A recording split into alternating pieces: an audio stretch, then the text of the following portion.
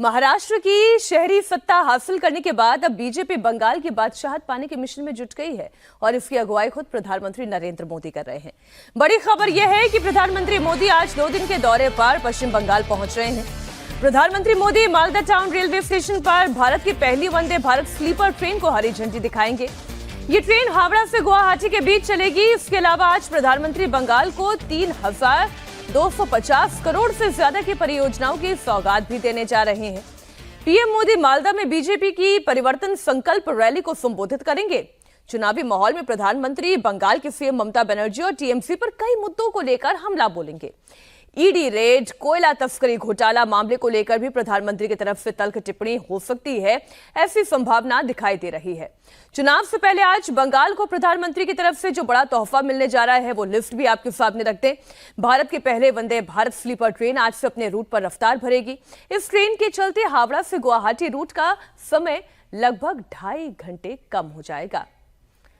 अब ये जो सर वहां तो रूट आप कम कर लोगे समय का, लेकिन ये जो बंगाल और दिल्ली की दूरी है और इसके रूट का समय कम होने का नाम ही नहीं ले रहा है।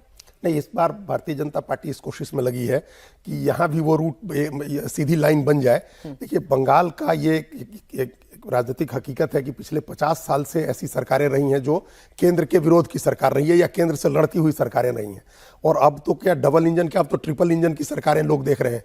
अभी महाराष्ट्र में ट्रिपल इंजन की सरकार बनी, हर जगह 29 में से 25 नगर निगम में भी जिता दिया। केंद्र में बीजेपी की सरकार है, राज्य में बीजेपी की सरकार है, और 29 में से 25 नगर निगम में भी बीजेपी की सरकार बना दी, नगर पंचायत नगर परिषद भी बना दी। तो हो सकता है कि बंगाल में भी अब लोगों को लगे कि डबल इंजन के सरकार की जरूरत है। प्रधानमंत्री इसकी बात करते ही हर जगह डबल इंजन के सरकार की।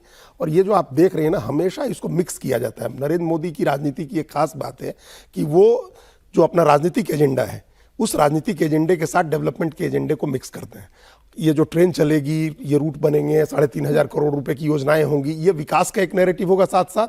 और मालदा में करने का, जो मालदा सबसे ज्यादा मुस्लिम बहुल का इलाका है, ममता बनर्जी ने सिलीगुड़ी से फोकस हिंदू वोट बैंक पर कर लिया। महाकाल मंदिर का कल ममता बनर्जी ने सिलीगुड़ी महाकाल महातीर्थ मंदिर का शिलान्यास किया। ममता सरकार ने महाकाल महातीर्थ मंदिर के लिए सरकारी खजाने से 344 करोड़ रुपए दिए। मैं फिर दोहराती हूँ, सरकारी खजाने से 344 करोड़ रुपए दिए ममता बनर्जी ने।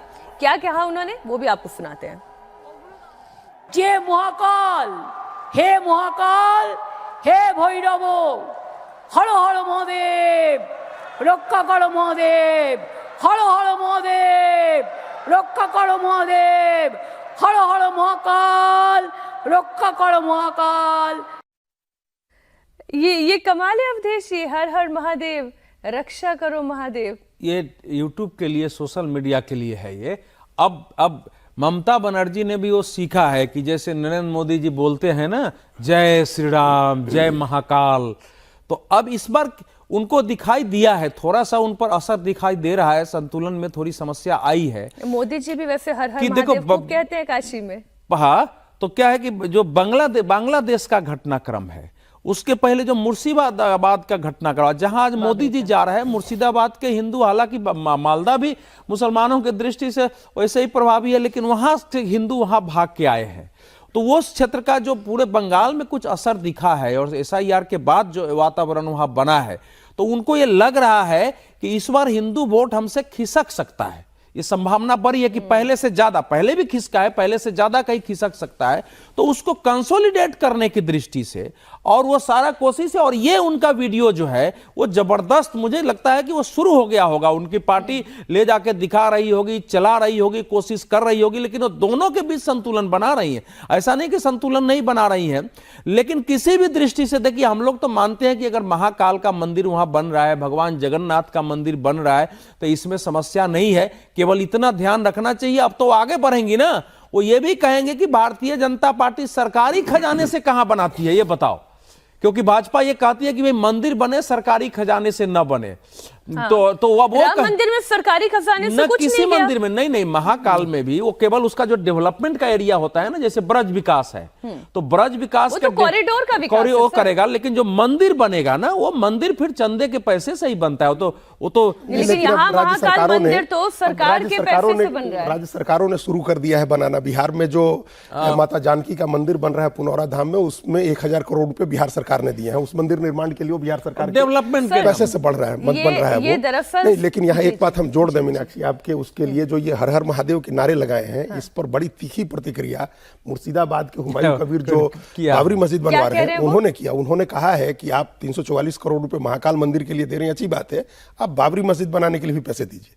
अब ये कैच 22 सिचुएशन है, ये सांप सुंदर वाली बात है कि आप दुर्गा आंगन बनाने के लिए 332 करोड़, महाकाल के लिए 344 करोड़, आप बाबरी मस्जिद के लिए भी पैसा दीजिए जो 30-32% मुसलमान है। ममता बनर्जी मान के चल रही है कि मुस्लिम वोट तो वो हमको मिलेंगे, फॉर गारंटेड है। लेकिन अभी आप मुंबई की बात कर रही थी, वो ऐसी की बात अवधेश जी ने कही, मुसलमान अगर अपना नेता खोज रहा है तो यहाँ तो सिर्फ वो ऐसे थे, वहां तो 4 आदमी है। वहां पीरजादा अब्बास सिद्दीकी की भी पार्टी है, ISF जो उन्होंने बनाया था पिछले चुनाव में, हुमायूं कबीर ने अपनी पार्टी बना ली है और वैसे भी चुनाव लड़ने जाएंगे, और असम से बदरुद्दीन अजमल भी वहां राजनीति कर रहे हैं आकर के। तो 4 बड़े मुस्लिम नेता। तो अगर इस तरह क्या विभाजन बनता है और ये तुष्टीकरण, अब मुसलमान तुष्टीकरण के आरोप ममता बनर्जी पर लगाते हैं, देखिए किसी पार्टी की का नाम भी कैसे कैसे धीरे धीरे क्षीण होता जाता है। हम पश्चिम बंगाल की बात कर रहे थे, अजीत जी ने एक बार भी एक और प्लेयर कांग्रेस की बात नहीं की।